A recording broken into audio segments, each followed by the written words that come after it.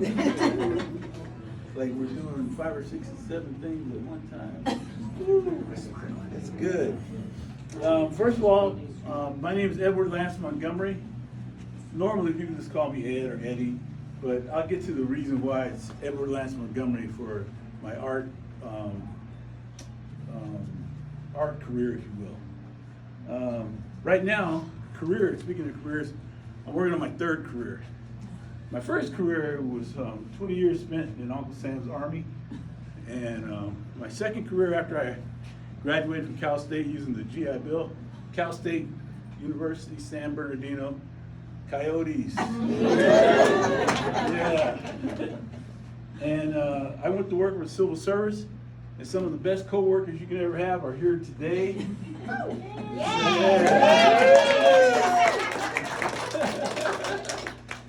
Yes, and that was career number 2, and I retired last August, I believe, from that job, and now I'm on to career number 3, and that's an artist. Yeah.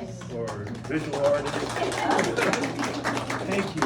Or photographer. There's a lot of titles. I prefer photographer, just photographer, and I take that to mean artist, at least in my regard. But my name, I'm gonna read you something. The 20-year-old son of John Michael Montgomery, nephew of Montgomery Gentry's Eddie Montgomery. So when you go look up Eddie Montgomery on the internet, that's who you see, not me. Okay, Edward Montgomery's final address before retirement after nearly 8 years at the helm of Washington, Michigan University. This gentleman was also President Obama's car czar. So when you look up Edward Montgomery, you get this guy.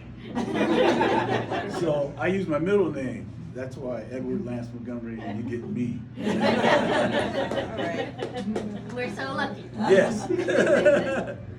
So what you see here, the way I do it, a lot of people say it's kind of gets you dizzy looking at it sometimes. And I said, put on your reading glasses, get real close, it's fine. But it's really intentional camera movement, and I don't like to say this because my wife's here, and I take these pictures. Oh yeah, they're very dangerous. Yeah, I take them in a car moving. Just me, just me in the car. I would never do this with passengers, you know. But I learned how to do this in Iraq during the war, leading convoys, and you couldn't stop the convoy because I thought, like, oh, that's a cool picture. You couldn't do that. I just, for years, I just liked taking pictures. I never thought of it as me as an artist, but when I was there, I did a lot of pictures like that, just point, shoot, and you get what you get because, you know, you couldn't stop, focus, compose a shot, that type of thing. But that was fine, you know. I threw away most of the ones I thought were garbage, but later, you know, well, first of all, I started off with 35mm film point-and-shoot camera, and then that camera broke midway through my tour, so I had to get a digital camera because they weren't selling any more film cameras in the post-exchange. So here's with this this digital camera that I really wasn't familiar with, where you can take a lot more pictures.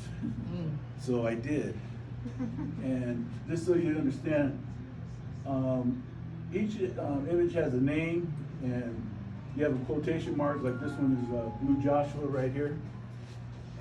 But that's not its name. That's the nickname I give it once it's printed and I sign it. Its name is 66366. That's the frame count. That's 66,366 frames to get to this guy. Right? So when you look at the frames, the names on all these pictures, you'll see different frame counts, and that's how long I've been doing it, and that's how many images I make. I throw away about 90% of them looking for what I consider like, whoa, look at that. Whoa. But I think I'm running out of time. But so for the last 4 years, I pretty much, this is the only kind of photography I do. I don't do any more composed shots of old buildings and things like that. I really love it, like it, but just there's not enough time. There's so many other things to do. So, and I also limit it to having to drive somewhere. I have to go to San Bernardino. I have to go to Ontario. I have to go to Los Angeles. Whenever I have a have to go to trips, that's when I make images. So I don't just randomly go out, it's a good day to spend some gas. Let's go take some pictures. So I make sure it's always in conjunction with a need that I had to do anyway, doctor's appointment, and it's whatever. So safe. Yes, ma'am.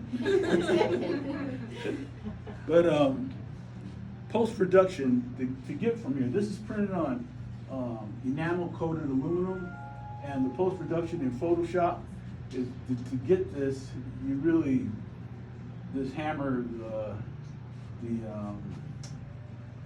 hold on, I'm losing my train of thought. The saturation, thank you. The saturation is really pulled, and I really push the levels on it. You get extreme, you'll start seeing flaws when you're really producing it that extreme, that you have to go through and correct, that normally you wouldn't see if it was just a normally composed image. So it takes time to get it to where you want it, but I think it works. I like it. I think most people do. I admit there are some people that find it too challenging to look at, because like, whoa.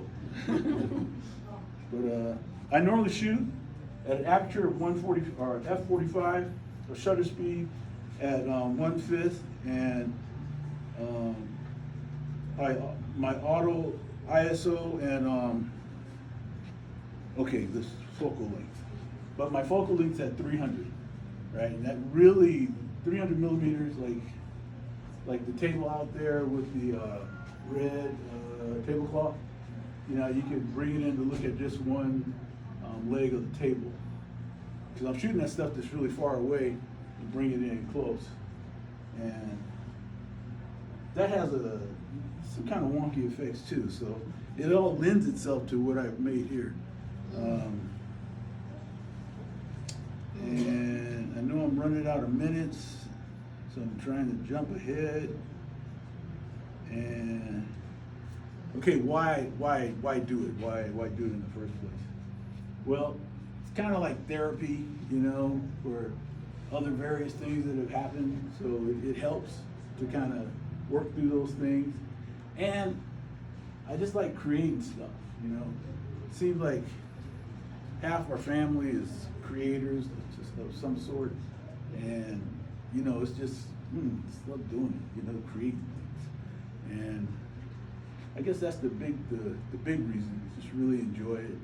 And now that it's my third career, I can do it all the time, and that's really awesome. And I think that's all the important stuff.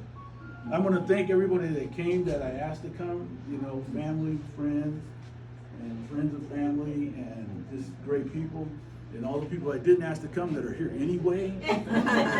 Yeah. And I do love the high desert, as you can tell. All right, unless you got questions. All right, thank you.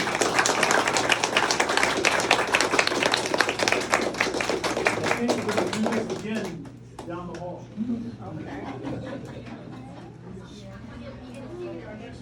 No, someone else.